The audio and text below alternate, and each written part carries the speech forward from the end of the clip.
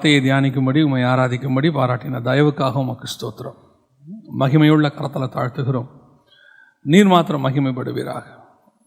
ஆண்டவரே, உம்முடைய வார்த்தைகளை நீர் அனுப்பும்படி நாங்கள் ஜெபிக்கிறோம். ஆண்டவரே, உம்முடைய வார்த்தை தான் இருதயங்களை திறக்கும். ஆண்டவரே, மனுஷருடைய சத்தம் ஒரு நாளும் பிரயோஜனப்படாது. நீங்கள் பேசுங்கப்பா, நீங்கள் இடைப்படுங்க. எங்கள் ஆண்டவர் இயேசுவின் நாமத்தில் பிதாவே. அல்லேலூயா. மத்தேயு எழுதின சுவிசேஷம் 1ஆம் அதிகாரம் 1வது வசனத்திலிருந்து நாம் பார்க்க போகிறோம். மத்தேயு எழுதின சுவிசேஷம் என்பது ஒரு லெட்டர், ஒரு காஸ்பல். நமக்கு காஸ்பல் அது. ஆக்சுவலாக ஆண்டவர் ஒரு மத்தேயு ஒரு லெட்டர் எழுதுகிறார். எழுதும்போது பொதுவாக பார்த்தீங்கன்னு சொன்னால், நீங்களாம் இப்போ இருக்க ஒரு ப்ரோட்டோக்கால் ஒன்று ஃபாலோ பண்ணுவாங்க. அதாவது இப்போ இருக்கவங்க எல்லோரும் ஒரு முறை ஃபாலோ பண்ணுவாங்க. என்னென்னா, ஒரு லெட்டர் எழுதும்போது பார்த்தீங்கன்னு சொன்னால் சப்ஜெக்ட்னு ஒன்று போடுவாங்க. அந்த சப்ஜெக்ட்னா என்ன அப்படின்னா, அந்த லெட்டரை முழுசாக படிக்கிறோமோ இல்லையோ, அந்த லெட்டரை படிக்க வைக்கிறதுக்கான மிக முக்கியமான லைன் அது. அந்த லைனை படிச்சிட்டோம்னா, அந்த யாருக்கு லெட்டர் எழுதணுமோ அவர் என்ன பண்ணுவார், அந்த மைண்ட் செட்டோடு படிப்பார். அதை இதை பேஸ் பண்ணி தான் அந்த லெட்டர் இருக்குது. ரெண்டாவது, அந்த லெட்டரை படிக்கணுமா வேணாமாங்கிறத அந்த லைன் என்ன செஞ்சிடும், டிசைட் பண்ணிடும். ஸோ அந்த சப்ஜெக்ட் ரொம்ப இம்பார்ட்டண்ட். அந்த லெட்டரை படிக்க வைக்கிறதுக்கான மிக முக்கியமான விஷயந்தான் அந்த சப்ஜெக்ட். அப்போது அந்த மெத்தட் தான் ஆண்டவர் ஃபாலோ பண்ணுறாரு. இந்த மத்தேயு எழுதின காஸ்பலை மொத்தம் எழுதுறதுக்கு, இன்னும் சொல்லப்போனால் புதிய ஏற்பாடு மொத்தத்துக்கும் இதுதான் சப்ஜெக்ட். மொத்த புதிய ஏற்பாடும் ஆண்டவர் ஏறக்குறைய ஒரு 430 வருஷம் கழித்து எழுதுகிறார். மல்கியாவுக்கு அப்புறம், மல்கியாவில் ஆவியானவர் நிறுத்தினதுக்கப்புறம் மத்தேயு தான் நமக்கு எழுத ஆரம்பிக்கிறார்.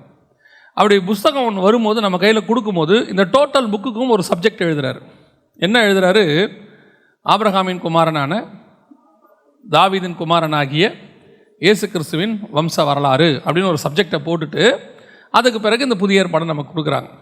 அப்படின்னா இந்த லைனில் ஏதோ ஒரு மிக முக்கியமான விஷயம் இருக்குது, சப்ஜெக்டில் ஏதோ ஒன்று இருக்குது. பொதுவாக நாம் ரொம்ப கேஷுவலாக விடுறது இந்த லைனை தான். நம்ம ரொம்ப சர்வசாதாரணமாக படிச்சுட்டு போயிடுவோம், ஓகே ரைட் அப்படின்னு சொல்லிட்டு. ஆனால் இல்லை, இதுக்குள்ளே ஒரு மிக முக்கியமான ஒரு விஷயம் இருக்குது. அதை தான் நாம் இன்றைக்கி பார்க்க போகிறோம். இப்போ இந்த இயேசு கிறிஸ்துவுக்கு நீங்கள் பார்த்தீங்கன்னு சொன்னால் கீழே அப்புறம் திருப்பி ஆஸ் யூஷுவல் ஆரம்பிக்குது. ஆபிரகாம் ஈசாக்கை பெற்றான், ஈசாக்கு யாக்கோபை பெற்றான், யாக்கோபு யூதாவையும் அவன் குமாரர்களையும் பெற்றான், இப்படி வந்துகிட்டே இருக்குது. இந்த 42 தலைமுறைகள்கிட்ட அங்கே இருக்குது. அதுக்கப்புறம் டோட்டல் பைபிளும் இருக்குது. இவ்வளோ பேர் பைபிளில் இருக்கும்போது இந்த 3 பேரை மட்டும் அந்த இடத்துல கொண்டு வருவதற்கு என்ன காரணம்? ஆபிரகாம், தாவீது, இயேசு கிறிஸ்து. ஆபிரகாமுக்கு அப்புறம் ஈசாக்கு, யாக்கோபெல்லாம் இருக்காங்க. ஆனால் அங்கேருந்து நேராக ஜம்பாக எங்கே போகுது, தாவீதுக்கு போகுது. ஆபிரகாம் அப்புறம் ஏன் தாவீதுக்கு போனாங்க? நடுவில் எத்தனையோ மிக முக்கியமான நமக்கு ஃபேவரட்டான ஹீரோஸ் எத்தனையோ பேர் இருக்காங்க. மோசே இருக்கார். மோசேயை போல தேவனை முகமுகமாய் தரிசித்தவன் ஒருவனும் இல்லை. அப்போ நடுவில் யோசுவா இருக்கிறாரு. எவ்வளோ பேர் இருக்கிறாங்க. ஆனால் அங்கேருந்து நேராக தாவீதுக்கு போகுது. சரி, ஆபிரகாமுக்கும் தாவீதுக்கும் என்ன கனெக்ஷன் அப்படின்னு எடுத்துக்கிட்டிங்கன்னா, ஒருவேளை யூதர்கள் அப்படின்னு பார்த்தீங்கன்னா, ஆபிரகாம் யூதன் கிடையாது. ஆபிரகாம் யூதன் கிடையாது. சரி, இஸ்ரவேலன் எடுத்துக்கிட்டிங்கன்னா, ஆபிரகாம் இஸ்ரவேலன் கிடையாது. ஆபிரகாம் எபிரேயன். இஸ்ரவேலுங்கிறது ஏறக்குறைய ஆபிரகாமுக்கு அப்புறம் 3வது தலைமுறை தான் இஸ்ரவேல். ஆபிரகாமுடைய பையன் ஈசாக்கு, ஈசாக்குடைய பையன் யாக்கோபு, யாக்கோபு தான் இஸ்ரவேல். யூதான்னு எடுத்துக்கிட்டிங்கன்னா, யாக்கோபுடைய 4வது பையன் தான் யூதா. அப்போ தான் யூதர்கள். அப்போது யூதர்களும் இஸ்ரவேலர்களும் ஆபிரகாமுக்கு அப்புறம் 3வது 4வது தலைமுறை. சரி, அப்போ ஆபிரகாமுக்கும் தாவீதுக்கும் என்ன சம்பந்தம்? சரி, 2 பேரும் ஒரே ஊரான்னு கேட்டிங்கன்னு சொன்னால், ஆபிரகாம் சினையார் தேசம், கல்தேயர் பட்டணம், ஆதியாகமம் 11:31 இருக்குது.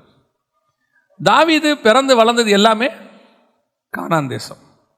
என்ன விஷயத்தில் இவங்க 3 பேரும் இணைகிறாங்க, எந்த இடத்துல இவங்க கொண்டு வராங்க அப்படின்னு கொண்டு வந்தீங்கன்னா, இவங்க 3 பேரும் பைபிளில் ஒரு மிக முக்கியமான மையப்புள்ளியில் இணைவாங்க. இந்த 3 பேருமே ஒரே ஒரு விஷயத்தில் மட்டும்தான் ஒன்றா இணைவாங்க. எந்த விஷயம் அப்படின்னு எடுத்துக்கிட்டிங்கன்னா, மெல்கிசேதேக்கு அப்படிங்கிற இடத்துல இணைவாங்க. ஆபிரகாம் தான் பழைய ஏற்பாட்டில் மெல்கிசேதேக்கை பார்த்தவர்.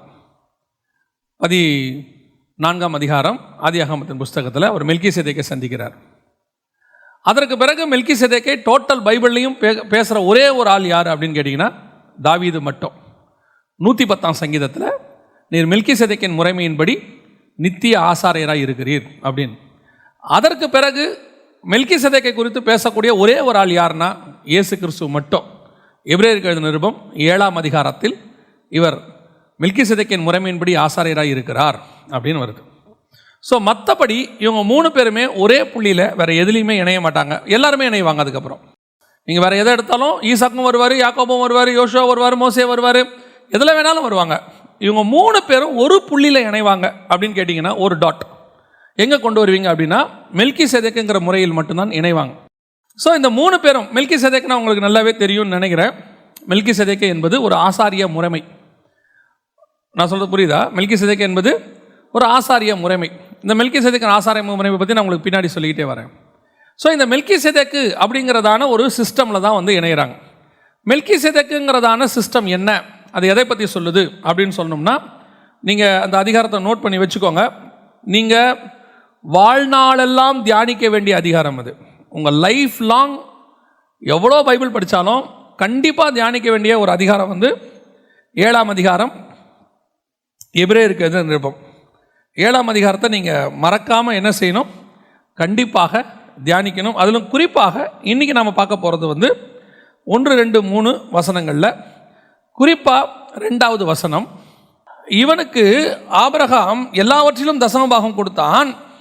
இவனுடைய முதற் பேராகிய மெல்கிசேதேக்கு என்பதற்கு நீதியின் ராஜா என்றும், பின்பு சாலேமின் ராஜா என்பதற்கு சமாதானத்தின் ராஜா என்று அர்த்தமாம். நல்லா கவனிச்சுக்கொள்ளுங்க.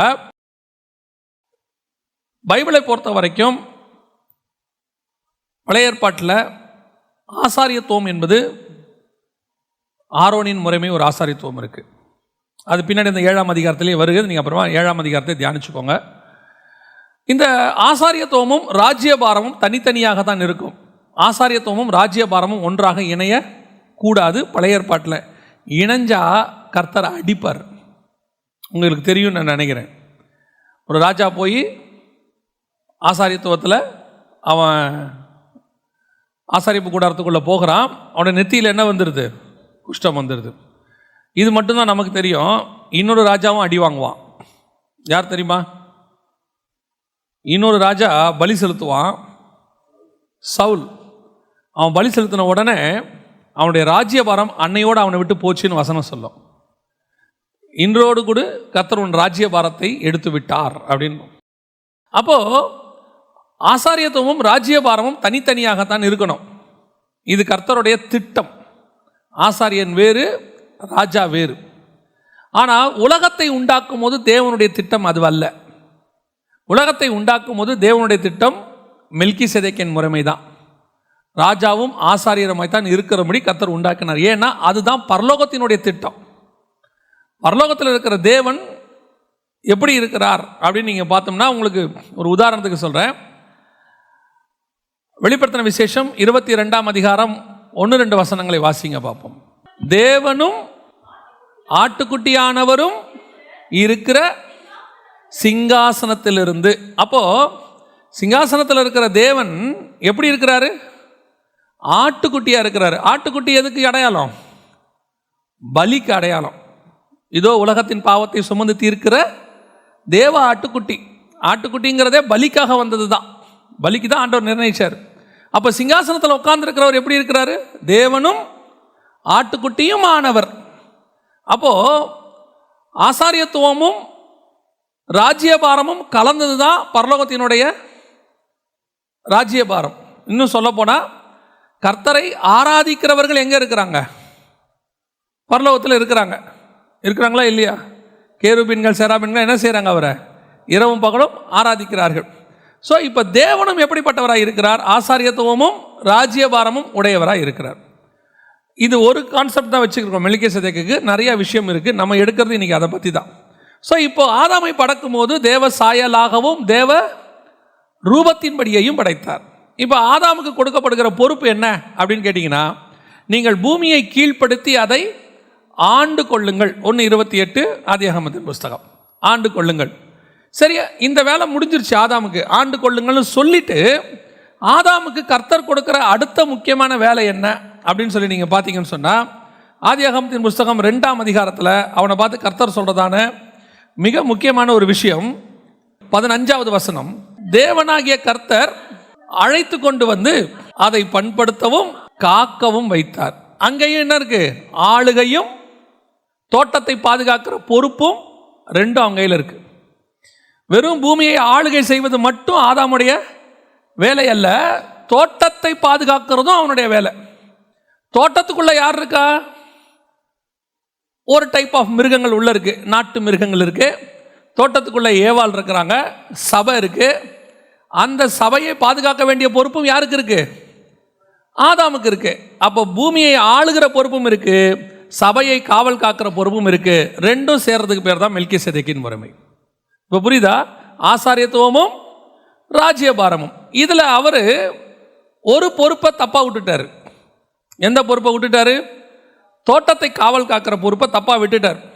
எப்படி சொல்றீங்க அப்படின்னு கேட்டீங்கன்னா, தோட்டத்துக்குள்ள வந்த பாம்பு நாட்டு மிருகமா காட்டு மிருகமான்னு கேட்டா, சர்ப்பமானது சகல காட்டு மிருகங்களை பார்க்கிலும் தந்திரம் உள்ளதா இருந்தது அப்படின்னு இருக்கு. காட்டு மிருகம்னா தோட்டத்துக்கு வெளியே இருக்கிறதுக்கு பேர் காட்டு மிருகம், தோட்டத்துக்கு உள்ள இருக்கிறதுக்கு பேர் நாட்டு மிருகம்.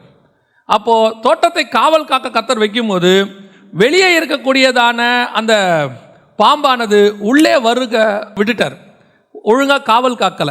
அப்போ ஆசாரியத்துவத்தை ஒழுங்கா இவர் செய்யாததுனால ராஜ்யபாரம் இவர் கையை விட்டு போய்விட்டது. இவருடைய ஆளுகை யாருக்கிட்ட போயிருச்சு? பிசாசுகிட்ட போயிருச்சு. இப்போ பிசாசுகிட்ட ராஜ்யபாரமும் ஆளுகையும் ஒன்னா எங்க போயிருச்சு?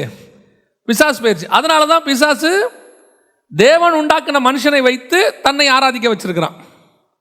இப்போ மனுஷன் யாரை ஆராதிக்கிறான்? பிசாசு ஆராதிக்கிறான். ஆனால் பூமியினுடைய அதிகாரம் முழுக்க யார் கையில் இருக்கு? இருந்துச்சு, பிசாசு கையில் இருந்துச்சு. அதனால தான் இயேசுவை பார்த்து சொல்ற, உலகத்தின் அதிகாரங்களும் ராஜ்யங்களும் அதன் மகிமைகளும் எனக்கு கொடுக்கப்பட்டிருக்கிறது. அப்போ ஆசாரியத்துவமும் ராஜ்யபாரமும் யார் கையில் போயிருச்சு? பிசாசு கையில் போயிருச்சு. அப்படி போகும்போது அவன் தனக்கு ஒரு ஹெட் குவார்ட்டர்ஸை உருவாக்குறான். ஏன்னா இப்போ ரெண்டும் அவன் கைக்கு வந்துருச்சு. அதுதான் பாபேல் கூப்பிடுறான். பாபேலில் தன்னோட ஹெட் குவார்ட்டர்ஸை உருவாக்கும் போது கர்த்தர் செய்கிறாரு, ஏதேனிலிருந்து நான் உண்டாக்கின மனுஷனுக்குள்ளாக இருந்து ஒருத்தனை கொண்டு வந்து நீ உனக்கு ராஜ்யபாரத்தையும் ஆசாரியத்துவத்தையும் உண்டாக்கும் போது நான் உனக்குள்ளிருந்து ஒருத்தனை கொண்டு வந்து ராஜ்யபாரத்தையும் ஆசாரியத்துவத்தையும் உண்டாக்குவேன், மீண்டும் மீட்டெடுப்பேன். அதான் ஆபிரகாமை அதே பாபிலோனுக்குள்ளிருந்து கர்த்தர் அழைத்து கொண்டு வருகிறார். கல்தேயர் பட்டணம் சினையார் தேசம் என்பது பாபிலோனை குறிக்கிறதான வார்த்தை. 11ஆம் அதிகாரம் 31ஆம் வசனத்தில் என்ன ஆச்சரியம்னா, 11ஆம் அதிகாரம் 1வது வசனத்தில் அவன் ராஜ்யபாரத்தையும் ஆசாரியத்துவத்துக்கு ஹெட் குவார்ட்டர்ஸ் கட்டுறான். இவர் அதே 11ஆம் அதிகாரம் 31வது வசனத்தில் தனக்குரிய ராஜ்யபாரத்தை கொண்டு வரத்துக்கு ஆசாரியத்துவத்தை கொண்டு வரத்துக்கு ஒருத்தனை அதே பாபிலோனுக்குள்ளேருந்து வெளியே கூட்டிகிட்டு வர்றார். அல்லேலூயா. கர்த்தர் ஏதேனில் இருந்த ஒருத்தனை வெளியே கூட்டிகிட்டு போய் பிசாசு தனக்கு ராஜ்யபாரத்தை உண்டாக்கினான், ஆசாரியத்துவத்தை உண்டாக்கினான். இப்போ அவன் உண்டாக்கின ஹெட் குவார்ட்டர்ஸிலிருந்து தனக்கு ஒருத்தனை கர்த்தர் கொண்டு வந்து ராஜ்யபாரத்தையும் ஆசாரியத்தையும் உண்டாக்குறார். இப்போ தான் ஆண்டவர் ஆபிரகாமை கொண்டு வருகிறார். ஸோ இப்போ தான் ஆபிரகாம் உள்ள வரார். இப்போ தான் நம்மளுடைய மெசேஜினுடைய மைய பாயிண்ட்டுக்கு வரும். Very important. ஸோ இப்போ ஆபிரகாம் கையில் மிக முக்கியமான பொறுப்பு கொடுக்கப்படுகிறது. கவனிச்சுக்கொள்ளுங்க, ஆபிரகாம் கையில் மிக முக்கியமான பொறுப்பு கொடுக்கப்படுகிறது. என்ன பொறுப்பு கொடுக்கப்படுகிறது அப்படின்னு கேட்டால், ஒரு மிகப்பெரியதான இழந்து போன சாம்ராஜ்யத்தையும் ஆசாரியத்துவத்தையும் மீட்டெடுக்கிற பொறுப்பு ஆபிரகாம் கையில் கொடுக்கப்படுகிறது. இப்போ ஆபிரகாம் அழைக்கும் போது பூமி 2000 வருஷம் முடிஞ்சிருச்சு. ஆதாம்லேருந்து ஆபிரகாம் வரைக்கும் 2000 இயர்ஸ். நோவா ஜலப்பிரளயம் வரும்போது 1700வது வருஷம், 1650லேருந்து 700வது வருஷத்துக்குள்ள. அடுத்து ஆபிரகாம் ஒரு 200 வருஷத்துக்கு பிறகு தான் ஆபிரகாம் வராரு. ஏறக்குறைய 2000 வருஷம் முடிஞ்சிருச்சு. ஸோ முதல் 2000 வருஷம் பிசாசுடைய கண்ட்ரோலில் பூமி இருந்திருக்கு. இப்போ ஆசாரியத்துவத்தையும் ராஜ்யபாரத்தையும் மீட்டெடுப்பதற்கு கர்த்தர் ஆபிரகாமை அழைக்கிறார். ஆபிரகாமை கொண்டு வரும்போது மிகப்பெரியதான ஹெவன்லி பிளான், பரலோக ராஜ்யத்தினுடைய திட்டம் ஆபிரகாம் மேலே வைக்கப்பட்டிருக்கிறது. ஆனால் கொடுக்கப்படுகிற அழைப்பு சாதாரணமான ஒரு அழைப்பு. நீ புறப்பட்டு நான் காண்பிக்கும் தேசத்துக்கு போ. இவ்வளோதான் விஷயம். இந்த அழைப்பை பார்த்தீங்கன்னா ரொம்ப சர்வசாதாரணமான ஒரு அழைப்பு. நான் காண்பிக்கும் தேசத்துக்கு நீ போ. இப்போ நம்ம சாதாரணம்னு சொல்கிறோம், ஆனால் அது உண்மையில் ஒரு கடினமான ஒரு விஷயம். மனைவி கூட்டுட்டு முன்ன பின்ன தெரியாத ஊருக்கு ஒரு 3 நாட்டை தள்ளி போனோம். ஈராக்லேருந்து இஸ்ரேவேலுக்கு வரணும். அவர் பாபிலோன்லேருந்து கானானுக்கு வரணும்னா ஈராக்லேருந்து இஸ்ரேவேலுக்கு அவர் வரணும். நடுவில் சிரியா இருக்குது, அரேபியா இருக்குது, நிறையா இருக்குது, லெபனான் இருக்குது, எல்லாம் கிராஸ் பண்ணி அவர் வரணும். ஸோ இப்போ ஆபிரகாம் மேலே ஹெவன்லி பிளான் ஒன்று இருக்குது. மகா பெரிய திட்டம். 2000 வருஷத்தினுடைய திட்டம் மீட்பின் திட்டம். அந்த மீட்பின் திட்டத்தை வாங்கிக்கிட்டு ஆபிரகாம் புறப்படுறாரு. ஆனால் அவருக்கு தெரியாது தம் மேலே இப்படி ஒரு மகா பெரிய பிளான் இருக்குன்னு தெரியாது. இங்கே இருக்கிற நம்ம அத்தனை பேருமே அப்படிப்பட்ட அழைப்பிலே அழைக்கப்பட்டவர்கள் தான். இங்கே இருக்கிற யாருமே சும்மா கர்த்தர் கூப்பிடவே இல்லை. ஒரு மகா பெரிய ஹெவன்லி பிளானை மேலே வச்சுக்கிட்டு கூப்பிடும் போது சும்மா கூப்பிட்டாரு. என் கூட வா, உன் தகப்பன் வீட்டை விட்டுட்டு வா, உன் படிப்பை விட்டுட்டு வா, உன்னுடைய எல்லாத்தையும் விட்டுட்டு என் பின்பற்றி வா. இவரை கூப்பிடும் போது அந்த அழைப்பு நமக்கு சாதாரணமாக இருக்கிறது. ஆனால் அந்த அழைப்புக்கு பின்னாடி இருக்கிற ஹெவன்லி பிளான் தெரியணும். இந்த பிளான் யாருக்கு தெரியல? ஆபிரகாமுக்கு தெரியல. இப்போ இந்த பிளான் உங்க மேல இருக்குன்னு தெரிஞ்சிட்டாலே உங்களுக்கு அகைன்ஸ்டா பிசாசினுடைய அடுத்த டார்கெட் தொடங்கிடும். கர்த்தர் ஆபிரகாமை அழைச்சிட்டாருன்னு தெரிஞ்சிருச்சு. புரியுதா உங்களுக்கு? கர்த்தர் ஆபிரகாமை அழைச்சிட்டாருன்னு தெரிஞ்சிருச்சு. இப்போ பிசாசுடைய டார்கெட் யார் மேலே இருக்குது? ஆபிரகாம் மேலே இருக்கு. இப்போ ஆபிரகாமை அழைத்து கர்த்தர் கானான் தேசத்துக்கு போக சொல்லிட்டாரு. கானான் தேசத்துக்கு போகும்போது பிசாசு மகா பெரியதான ஒரு பிளான் ஒன்று செய்கிறான். அந்த பிளானுக்கு கூட பிசாசு வெயிட் பண்ணுறான். அந்த இடத்துல நான் ஆபிரகாம் செஞ்ச ஒரு சின்ன மிஸ்டேக். நான் இப்போ இதை சொல்கிறதுக்கெல்லாம் காரணம் என்னென்னா, அந்த 3வது பேர் இருக்குல்ல, இயேசு கிறிஸ்துன்னு. முதல் பேர் ஆபிரகாம், 2வது பேர் தாவீது, 3வது பேர் இயேசு கிறிஸ்து. ஆபிரகாமும் அவன் சந்ததியும், தாவீதும் அவன் சந்ததியும், இயேசு கிறிஸ்துவும் அவர் சந்ததியும். ஆபிரகாமுடைய சந்ததி எங்கே மிஸ் பண்ணாங்க? ஏன் கர்த்தர் தாவீதை செலக்ட் பண்ணார்? தாவீதின் சந்ததி எங்கே மிஸ் பண்ணாங்க? ஏன் இயேசு கிறிஸ்து வந்தார்? இப்போ இயேசு கிறிஸ்துவின் சந்ததி நீங்களும் நானும் எங்கே மிஸ் பண்ணுறோம் அப்படிங்கிறது தான் முக்கியம். ஆபிரகாமின் சந்ததி மிஸ் பண்ணனுடைய விளைவு அதுக்கு பிறகு அது எங்கே தான் போச்சு? தாவீது வரைக்கும் வெயிட் பண்ண வேண்டியிருந்தது. தாவீதின் சந்ததி மிஸ் பண்ணனுடைய விளைவு எங்கே வெயிட் பண்ண வேண்டியிருந்தது? இயேசு கிறிஸ்து வரைக்கும். இப்போ நாம இயேசு கிறிஸ்துடைய சந்ததி. ஸோ இவங்க பண்ண எதையுமே நீங்களும் நானும் பண்ண கூடாது. அதுதான் இன்னைக்கு மெசேஜோடைய மையமே. இப்போ ஆபிரகாம் மேலே ஒரு ஹெவன்லி பிளான் இருக்கு. 2000 வருஷத்துக்கு முன்னாடி இழக்கப்பட்ட ஹெவன்லி கிங்டம், ராஜ்ய பாரத்தினுடைய ஒரு பகுதி, பரலோக ராஜ்யத்தினுடைய ஒரு பகுதி பிசாசு கையில் கொடுக்கப்பட்டு விட்டது. அதனால தான் இயேசு வரும்போது எப்படி ஜெபம் பண்ணுவார்? ராஜ்யம், வல்லமை, மகிமை என்றென்றைக்கும் உம்முடையவைகளே. ஆனால் பரலோக ராஜ்யம் இல்லை, இப்போ பூமி இல்லை. புரியுதா உங்களுக்கு? உம்முடைய சித்தம் பரலோகத்தில் செய்யப்படுவது போல பூமியிலும் செய்யப்படுவது ஆக. ஆனால் செய்யப்படலை, இல்லை, அன்னைக்கு இல்லை. ஆனால் அதே இயேசு ஊழியத்தை முடிக்கும் போது என்ன ஜெபம் பண்றாரு? பரலோக ராஜ்யம் இப்பொழுது உங்களிடத்தில் வந்திருக்கிறது. வரும்போது இல்லை, அவர் போகும்போது வந்துருச்சு. அப்போ இயேசு வந்து அதை மீட்டு எடுத்துட்டாருன்னு அர்த்தம். புரியுதா உங்களுக்கு? அப்போ ஆபிரகாம் மூலமாக கொடுக்கப்பட்டதான இந்த மகா பெரிய பிளான், மீட்பின் பிளான், இதை சுமந்துக்கிட்டு கானானுக்கு வரார் ஆபிரகாம். வரும்போது இப்போ பிசாசு ஒரு சோதனை, கானானில் ஒரு பஞ்சம் வந்த உடனே ஆபிரகாம் எங்கே போகிறாரு? எகிப்துக்கு போகிறார். அதுதான் அவர் பண்ணதான ஒரு மிஸ்டேக். என்ன மிஸ்டேக்? அவர் எகிப்துக்கு போயிருக்க கூடாது. ஏன்னு சொன்னால் அதே ஆதியாகமத்தின் புஸ்தகத்தில் 26ஆம் அதிகாரத்தில் 1வது வசனம் 2வது வசனம் வாசிங்க. ஆபிரகாமின் நாட்களில் உண்டான பஞ்சத்தை அல்லாமல் பின்னும் ஒரு பஞ்சம் தேசத்தில் உண்டாயிற்று. அப்பொழுது ஈசாக்கு பெலிஸ்தருக்கு ராஜாவாகிய அபிமெலேக்கின் இடத்தில் கேராருக்கு போனான். கர்த்தர் அவனுக்கு தரிசனமாகி, நீ எகிப்துக்கு போகாமல் நான் உனக்கு சொல்லும் தேசத்திலே குடியிரு. இதுதான் மேட்டர். எகிப்துக்கு போக கூடாது. ஆபிரகாம் செய்த ஒரு மிகப்பெரிய தப்பு எகிப்துக்கு போனது. மேப் படி பார்த்தீங்கன்னாலும் எகிப்து கீழ் நோக்கி போகும், ஆபிரகாமுடைய பிரயாணம் மேல் நோக்கி இருக்கும். ஆபிரகாம் டுவர்ட்ஸ் டவுன்வர்ட்ஸ் போயிட்டார், கீழே போயிட்டார். எகிப்துக்கு போகக்கூடாது. எகிப்துக்கு போனதுனால என்ன நடந்துச்சு? எகிப்தில் என்ன நடந்துச்சு உங்க எல்லாருக்கும் தெரியும். என்ன நடந்துச்சு? பார்வோன் சாராளை தூக்கிட்டு போயிட்டாரு, அப்புறமா கொடுத்துட்டார். அவ்வளோதான் நமக்கு தெரியும். இவரும் சாராளை கூட்டிகிட்டு வந்துட்டார். ஆனால் பிளான் அதில்லை. அவன் சாராளை கூட்டிகிட்டு போனது மட்டும் இல்லை, திருப்பி கொடுக்கும்போது ஆகாரையும் சேர்த்து கொடுத்துட்டான். புரியுதா? வாசிங்க 12ஆம் அதிகாரம் 16வது வசனம், 12-16 வாசிங்க. அவள் நிமித்தம் அவன் ஆபிராமுக்கு தயை பாராட்டினான். அவனுக்கு ஆடு மாடுகளும் கழுதைகளும் வேலைக்காரரும் வேலைக்காரிகளும் கோழிகை கழுதைகளும் ஒட்டகங்களும் கிடைத்தது. இதுதான் பிசாசினுடைய மாஸ்டர் பிளான். நமக்கு வரக்கூடிய குறைவுகள், பிரச்சனைகள், போராட்டங்கள் எல்லாம் இருக்கும்போது நம்ம பல நேரத்தில் ஹெவன்லி பிளானை மறந்துட்டு நம்முடைய மாம்சத்தை உள்ள நுழைப்போம். இந்த பஞ்சத்தில் இங்கே குடியிருக்கிறதுக்கு பதிலாக பேசாமல் எங்கே போயிடலாம், நாம் எகிப்துக்கு போயிடலாமே, இந்த போராட்டத்தில் நம்ம ஏன் இங்கே இருக்கணும், கர்த்தர் எனக்கு ஒரு ஹெவன்லி பிளான் வச்சுருக்கும் போது நான் அதை பற்றி யோசிக்காமல் அந்த நேரத்துக்கு யோசிக்கிறேன் பாருங்க. அந்த சுச்சுவேஷனை நான் கிராஸ் பண்ணுறதுக்கு என்ன பண்ணணும், நான் எங்கே போனால் கொஞ்சம் இப்போ வசதி வாய்ப்பு இருக்கும், இப்போ இருக்க சுச்சுவேஷனை கிராஸ் பண்ணுறதுக்கு நான் எங்கே இருந்தால் நல்லா இருக்கும்னு நான் யோசிக்கிறேன் பாருங்க. இதுதான் நான் பிசாசுக்கு கொடுக்குறதான இடம். இதை யூஸ் பண்ணி பிசாசு என்ன பண்ணுறான், பார்வோன் வழியாக மிகப்பெரியதான மாஸ்டர் பிளான்.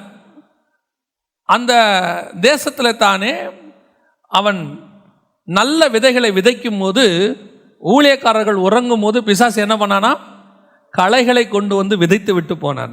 பிசாசு நல்ல விதைகளை அழிக்க மாட்டான், களைகளை தான் விதைப்பான்.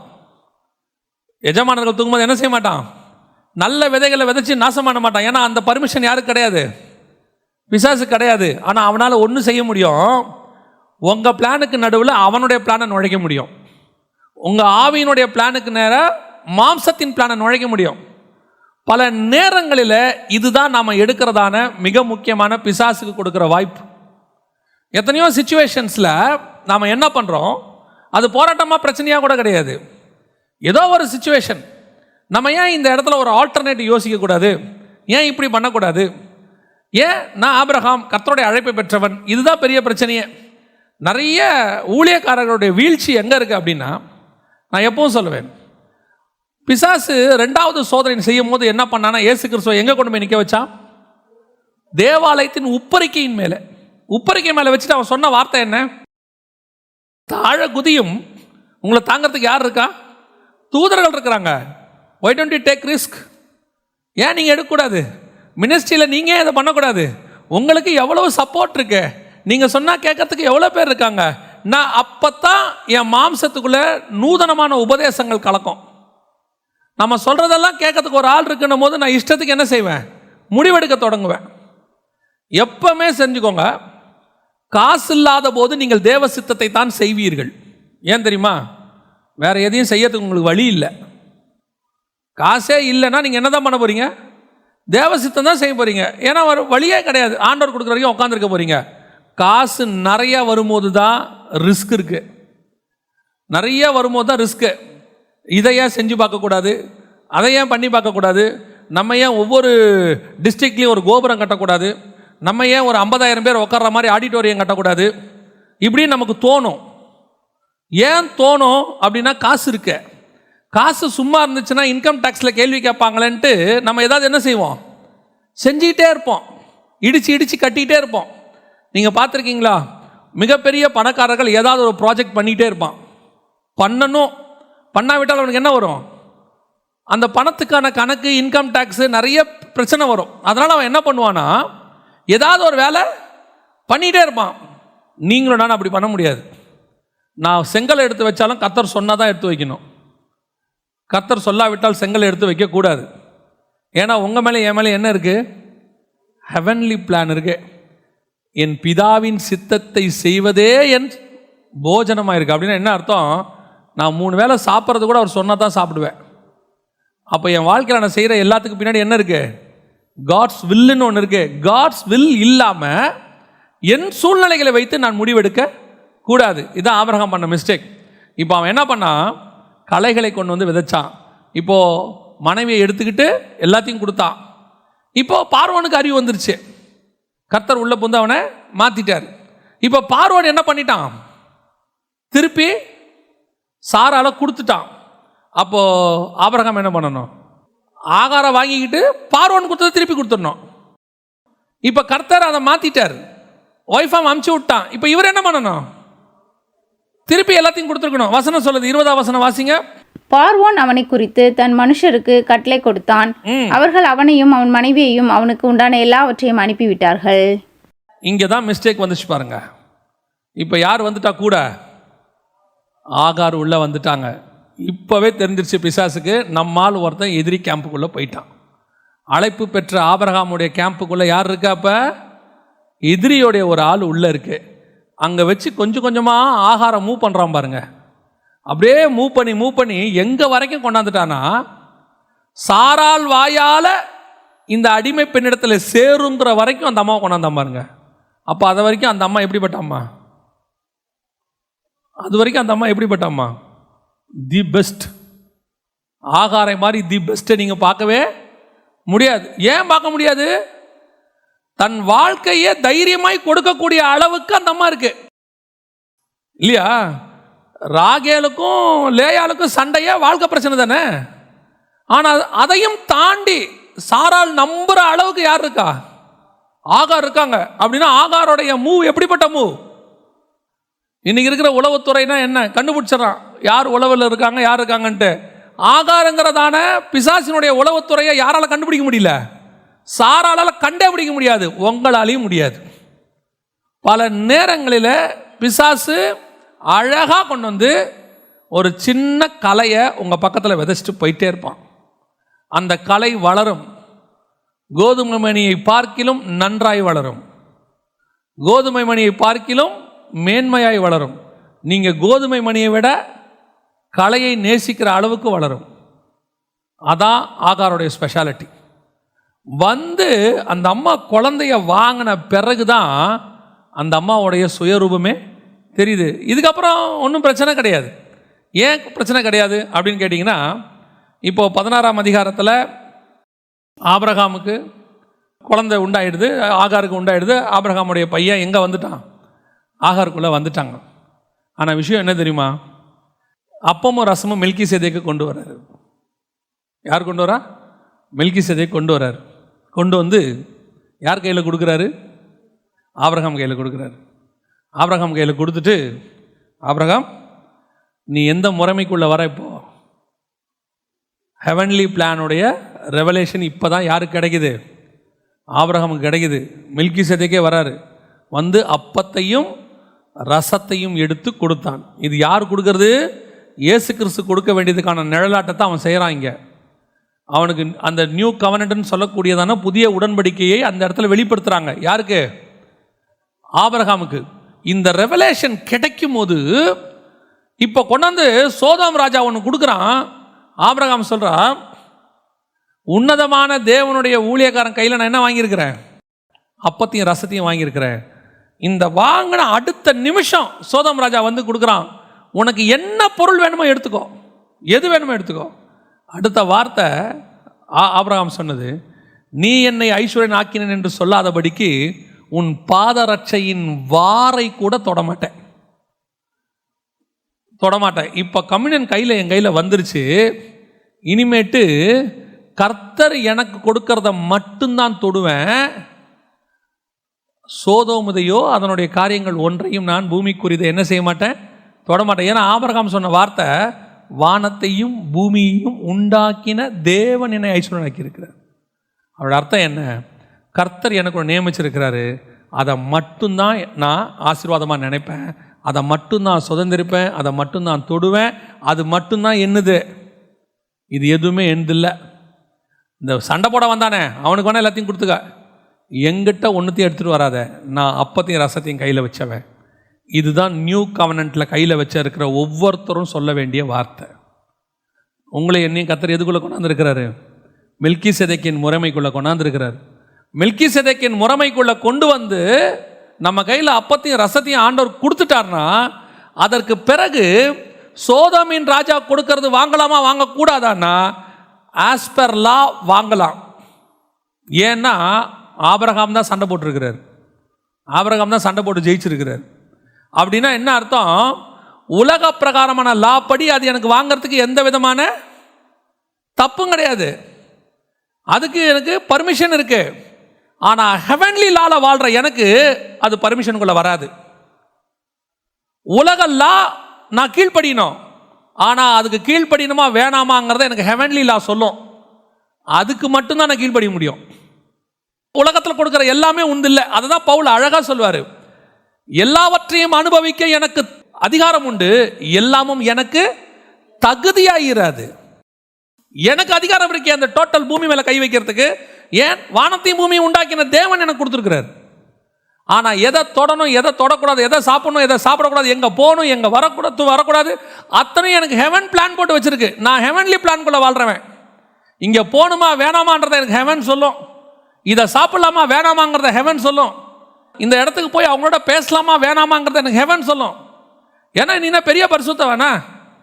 எல்லாரும் தானே பேசுகிறாங்க, எல்லாம் பேசுவான். மெல்கிசேதேக்கின் முறைமையில் இருக்கிற நான் பேச முடியாது, அது எனக்கு பொருந்தாது, அவ்வளோதான். அப்போ உங்கள் இஷ்டம், நீங்கள் என்ன வேணால் பண்ணிக்கோங்க. நான் இந்த லாக்குள்ளே இருக்கேன், நான் இப்படி தான் செய்வேன், இதுதான் எனக்கு. எல்லாவற்றையும் அனுபவிக்க எனக்கு அதிகாரம் உண்டு, எல்லாமும் எனக்கு தகுதியாகிறாது. கர்த்தர் சொன்னால் செய்யணும், கர்த்தர் சொன்னால் வாங்கணும், கர்த்தர் சொன்னால் நிற்கணும், கர்த்தர் சொன்னால் அந்த வீட்டுக்கு போகணும், கர்த்தர் சொன்னால் சாப்பிட்ணும், இல்லைன்னா கிளம்பி வந்துக்கிட்டே இருக்கணும். அவன் என்ன வேணாலும் பேசிட்டு போவான், அவன் என்ன வேணாலும் சொல்லுவான். நம்ம சொல்கிறது ஒன்றே ஒன்று தான், எனக்கு அது தகுதி இல்லை, அவ்வளோதான். இப்போது இவ்வளோ தூரம் சோதோமுடைய ராஜாவுடைய பாதரட்சையில் கையை வைக்க மாட்டேன்னு சொன்னவர் அடுத்த அதிகாரத்தில் யார் மேலே கையை வைக்கிறாரு? ஆகார் மேலே கை வைக்கிறாரு. இதுதான் பிசாசுடைய பிளான். ஏன்னா இவன் ஆபிரகாம் கர்த்தருடைய பிளானுக்குள்ளே இருக்கிறான்னு தெரிஞ்ச உடனே அவன் கொண்டாந்து கலையை விதைச்சிட்டு போயிட்டான். இது என்னைக்காவது நமக்கு என்ன ஆகும்? யூஸ் ஆகும் ஒரு நாள். இதுதான் பிசாசுடைய திட்டம். இப்போ பார்க்குறோம், ஆபிரகாமுக்கிட்ட தான் கர்த்தருடைய திட்டம் இருக்குது, கன்ஃபார்மாக தெரிஞ்சிருச்சு. ஏன்னா அப்பமும் ரசமும் யார்கிட்ட கொடுத்துட்டார் ஆண்டவர்? ஆபிரகாம் கிட்ட. நீ தான் சூசன் பர்சன், பரலோகம் உன்னை முன் குறிச்சிருக்கு, உன் கையில் கொண்டு உடன்படிக்கை கையில் கர்த்தர் கொடுத்துட்டாருன்னு யார் பார்த்துட்டா? உன் எதிரி பார்த்துட்டான். இப்போ அடுத்த டார்கெட் உன்னை வீழ்த்தாமல் விடவே கூடாதுன்னு அவன் முடிவு எடுத்துருவான். இப்போ தான் கொண்டாந்து யாரை கொண்டாடுறான்? கிட்ட ஆகாரை கொண்டாடுறான். கொண்டு வந்து அப்படியே மூவ் பண்ணி சாராள் வாயால் சொல்கிறான். எல்லாத்துக்கும் சாராளை எதிர்த்து பேசுகிற ஆபிரகாம் இதுக்கு மட்டும் என்ன செய்யலை? எதிர்த்து பேசவே இல்லை. 16ஆம் அதிகாரத்தில் வேலை முடிச்சிச்சு, எல்லாம் ஓவர். ஆனால் என்ன நடந்தது தெரியுமா? 17ஆம் அதிகாரத்தில், அதாவது ஆபிரகாம் மேலே கர்த்தர் கோபமாகி அவங்ககிட்ட 13 வருஷம் பேசாமல் இருந்தார் ஆண்டவர். 13 வருஷம். 17ஆம் அதிகாரம் 1ஆம் வசனம் வாசிங்க பார்ப்போம். ஆபிரகாம் 99 வயதான போது, 16ஆம் அதிகாரத்தில் ஆகாரோட சேரும் போது 86 வயசு. கர்த்தர் திருப்பி ஆபிரகாம்கிட்ட பேசும்போது வயசு 99. ஏன்? You last your calling. நீ உன் அழைப்பை இழந்து போனாய். எப்படி சொல்றீங்க? அழைப்பை இழந்து போனாய்ன்னு சொல்றீங்களே, எப்படி சொல்றீங்க? இன்னைக்கு நம்ம ஊழியக்காரங்க எல்லாம் நமக்கு ஒரு போதனை கொடுத்து வச்சிருக்கிறாங்க இத்தனை வருஷம். என்ன போதனை? ஆபிராம் என்று அழைக்கப்பட்ட நீ இனிமேல் ஆபிரகாம் என்று அழைக்கப்படுவாய். அப்படித்தானே சொன்னாரு? அப்படித்தானே சொன்னாரு? ஆபிராம் என்று அழைக்கப்பட்ட நீ ஆபிரகாம் என்று அழைக்கப்படுவாய். நம்மாட்கள்லாம் சொன்னாங்க ஜாதிகளுக்கு தகப்பனாவாய். இன்னைக்கு எல்லாருக்கும் பேர் ஆபிராம்னு வைக்கிறீங்களா ஆபிரகாம்னு வைக்கிறீங்களா? Abraham, Abraham. ஆனால் உண்மை என்ன தெரியுமா? ஆபிராம் என்றால் ஹை ஃபாதர்னு அர்த்தம், மேலான தகப்பன். ஆபிரகாம் என்றால் ஜாதிகளுக்கு தகப்பன், ஃபாதர் ஆஃப் மெனி நேஷன்ஸ், இல்லைனா ஃபாதர் ஆஃப் ஆல் நேஷன்ஸ். ஆபிரகாமுடைய அழைப்பு போயிடுச்சின்னு அர்த்தம். ஆபிரகாம் ஒரு ஜாதிக்கு தகப்பனாய் இருக்கும்படி அழைக்கப்பட்டவன். அந்த ஒரு ஜாதி ஈசாக்கு, ஈசாக்கின் வழியாக இயேசு கிறிஸ்து. நான் இது என்னுடைய இதில் சொல்லலை, கலாத்தியருக்கு நிருபம் 3ஆம் அதிகாரம் 16வது வசனம் வாசிங்க. ஆபிரகாமுக்கும் அவனுடைய சந்ததிக்கும் வாக்குத்தத்தங்கள் பண்ணப்பட்டன. நல்லா கவனிங்க. சந்ததிகளுக்கு என்று அநேகரை குறித்து சொல்லாமல் உன் சந்ததிக்கு என்று ஒருவனை குறித்து சொல்லி இருக்கிறார், அந்த சந்ததி கிறிஸ்துவே. அப்ப ஆபிரகாம் எத்தனை சந்ததிக்கு தகப்பனா இருக்கணும்? ஒரே சந்ததிக்கு தான் அவன் தகப்பன். அந்த சந்ததி ஈசாக்கு, ஈசாக்கின் வழியாய் கிறிஸ்து. எப்ப நீ ஆகார் மேல கை வச்சியோ, எப்ப இஸ்மவேல் உருவானானோ, அன்னையோட உன் கதை முடிஞ்சு. நீ இனி ஆபிராம் கிடையாது, இனி நீ ஆபிரகாம், உன்னுடைய அழைப்பு பூமிக்குரிய அழைப்பில் உன்ன மாதிரி பிளஸடானவன் ஒருத்தனுமே கிடையாது. ஏன்னா நீ ஒரு நாள் என் பேச்சை கேட்டு வந்தவன். ஏன்னா ஒரு நாள் நீ எனக்காக ஊழியம் பண்ணவன். ஏன்னா நீ ஒரு நாள் எனக்காக பல காரியங்களை செய்தவன். ஏன்னா நீ ஒரு நாள் எனக்காக சோதோம் ராஜா கொடுத்ததை வேணான்னு சொன்னவன். உண்மைதான். ஆனால் இன்னைக்கு நீ என்ன பண்ணிட்ட? ஆகார இடத்துல கை வைத்து விட்டாய். நீ இனி ஆபிரகாமா இருக்க முடியாது. இனி நீ ஆபிரகாமா தான் இருக்க முடியும். You last your calling. உன்னுடைய அழைப்பு உன்னை விட்டு போய்விட்டது. அன்னைக்கு ஆண்டவர் சொல்றாரு, இனி பூமிக்குரியதில் நீ ஓகேப்பா. அப்போ ஆண்டவரே அப்பமும் ரசமும் கொடுத்து மெல்கிசேதேக்கின் முறைமையில் கொண்டாந்தீங்களே, அந்த உடன்படிக்கை இனி உனக்கு கிடையாது. இன்னிலேருந்து புதிய உடன்படிக்கை கொண்டாடுறேன், விருத்த சேதனம் ஒன்று கொண்டாடுறேன். அது உன் மாம்சத்தில் நீ தேவனோட பண்ணுறது. இதுக்கு முன்னாடி நான் பண்ணது ஆவியில் தேவனோடு பண்ணுற உடன்படிக்கை, அப்பமும் ரசமும். இப்போ நீ பண்ண போகிறது மாம்சத்தில் பண்ணுற உடன்படிக்கை. ஆவியில் பண்ண அப்பமும் ரசமும் இருக்கு, அது எனக்கு பெயின். என்ன அடிப்பாங்க, என்ன உதப்பாங்க, நான் என் சரீரத்தை பிட்டு உனக்கு தருவேன். ஆனால் இப்போ நீ பண்ண போகிற விருத்த சேதனம் இருக்கே, அது உனக்கு பெயின். விருத்த சேதனம் பண்ணுறவனுக்கு தான் பெயின். ஆனால் மெல்கிசேதேக்கு முறைமையில் கொடுக்குறவருக்கு பெயின், வாங்குறவனுக்கு பெயின் கிடையாது. அப்பம் ரசம் வாங்குற உனக்கு எனக்கு என்ன கிடையாது? எந்த வலியும் கிடையாது. உனக்காக எனக்காக அவர் மெல்கிசேதேக்கின் முறைமைப்படி அவர் பாடுகளை அனுபவித்து இதை வாங்கி புசியுங்கள், இது உங்களுக்காக பிற்கப்படுகிற என்னுடைய சரீரமாக இருக்கிறது. பெயின் எனக்கு, கெயின் உனக்கு. இனிமேட்டு பெயினோ கெயினோ உனக்கு தான். நீயே அனுபவிச்சுக்க. விருத்தசேதனம் பண்ணா உனக்கு ஆசீர்வாதம், நீ உடன்படிக்கை பண்ணா உனக்கு ஆசீர்வாதம், பண்ணாட்டி உனக்கு ஆசீர்வாதம் இல்லை. உனக்கு ஆசீர்வாதம் வேணுமா வேணாமாங்கிறத நீயே டிசைட் பண்ணிக்கோ, அவ்வளோதான். ஏன்? You last your calling. உன்னுடைய அழைப்பை நீ இழந்து போனாய். கர்த்தர் பல மணி நேரங்களில் பல நேரங்களில் நமக்கு வச்சிருக்கிற மேலான அழைப்பு, கர்த்தர் வச்சிருக்கிறதான அபிருதமான காலிங். ஆனால் நமக்கு அது தெரியாது. நமக்கு பின்னாடி என்ன இருக்குன்னு தெரியாது. கர்த்தர் நமக்கு வச்சிருக்கிறதான அந்த அழைப்பினுடைய முடிவு நமக்கு தெரியாது. சில நேரங்களில் நாம் செய்கிற வேலை என்ன தெரியுமா? சோதோம் ராஜா கிட்ட வேணான்ட்டு பார்வோன் ராஜா கிட்ட வாங்கிடுவோம். ஒரு இடத்துல ஜெயிச்சுட்டு ஒரு இடத்துல விழுந்துடுவோம். ஒரு காரியத்தை வேணான்ட்டு ஒரு காரியத்தை வாங்கிடுவோம். கர்த்தர் உன்னை எங்கே நிற்க வச்சிருக்கிறாருன்னு பாருங்கள். பல நேரத்தில் எகிப்து கானானை விட பார்ப்பதற்கு எப்படி தான் இருக்குமா? செழிப்பாக தாங்க இருக்கும். 13ஆம் அதிகாரத்தில் ஆண்டவர் லோத்துவை பார்க்க சொல்கிறாரு. லோத்து பார்க்குற இடம் எப்படி இருந்துச்சு தெரியுமா? அது தேவனுடைய தோட்டத்தை போலவும் எகிப்தை போலவும் இருந்தது. அப்படி தானே இருக்கு? தேவனுடைய தோட்டத்தை போலவும் எகிப்தை போலவும் இருந்தது. தேவனுடைய தோட்டமும் அதே மாதிரி தான் எது இருக்கும்? எகிப்து இருக்கும். ஆனால் ஆபிரகாம் பார்த்த கானான் எப்படி இருந்துச்சு தெரியுமா? எப்படி இருந்துச்சு? ஒன்றுமே இருக்காது. ஆபிரகாம் கானானை பார்த்து சொன்னாரா அது பாலும் தேனும் ஓடுகிற தேசம்னு சொன்னாரா? ஆபிரகாம் சொன்னாரா அங்கே ராஜாக்கள் ஆசாரியர்கள் உருவாகிற இடம்னு சொன்னாரா? பார்க்கறதுக்கு அதில் ஒன்றுமே தெரியாது. உள்ளே போனால் தான் தெரியும் அது பாலும் தேனும் ஓடுகிற இடம். சோதோம் பார்க்கறதுக்கு எப்படி இருக்கும்? எகிப்தை போலவும் தேவனுடைய தோட்டத்தை போலவும் தெரியும். உள்ளே போனால் தான் யார் இருப்பா? தெருவில் மோசம் பண்ணுகிற ஜனங்கள் சுற்றி கொண்டு இருப்பார்கள். அது அழிவுக்கு நேரான இடம்.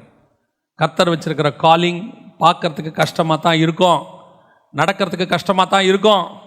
கண்கள் ஏறிட்டு பார்த்தா ஒன்றும் தெரியாது. பின்னாடி அவர் வச்சிருக்கிற எந்த மேன்மையும் தெரியாது, அந்த அழைப்பினுடைய எந்த காரியமும் தெரியாது. ஆனால் சொன்னது கர்த்தர் போயிட்டே இருக்கணும். ஏன்னா கர்த்தர் உனக்கு வாக்குத்தத்தம் பண்ணது கானான் அல்ல, கர்த்தர் வாக்குத்தத்தம் பண்ணது கிறிஸ்து. கர்த்தர் வாக்குத்தத்தம் பண்ணது பூமிக்குரிய ஆசீர்வாதம் இல்லை, கர்த்தர் வாக்குத்தத்தம் பண்ணது வானத்துக்குரிய ஆசீர்வாதம். நான் இன்னைக்கு எதை வச்சு ஃபோக்கஸ் பண்ணுறேன்? கர்த்தர் என்னோட இருக்கிறாருன்னு. சிலர் சொல்கிறத பார்த்தா பாவமாக இருக்கும். என்னுடைய பிளஸ்ஸிங்கை வச்சு நான் வீடு வச்சிருக்கேனா, கார் வச்சிருக்கேனா, நான் என்ன ஸ்டேட்டஸில் இருக்கேன், என்ன பொசிஷனில் இருக்கேன், இதை வச்சு கர்த்தர் என் கூட இருக்கிறாரா இல்லையான்னு அவன் டிசைட் பண்ணிக்கிறான். ஊழியக்காரங்கிட்ட பார்த்தா பாவமாக இருக்கும். மீட்டிங்க்கு 5000 பேர் வரதை வச்சு, அந்த ஊழியக்காரன் வச்சிருக்கிறதான ப்ராப்பர்ட்டிஸை வச்சு, அந்த ஊழியக்காரனுடைய லக்ஸூரியஸ் லைஃப் ஸ்டைலை வச்சு, அவர் பெரிய ஊழியக்காரரு,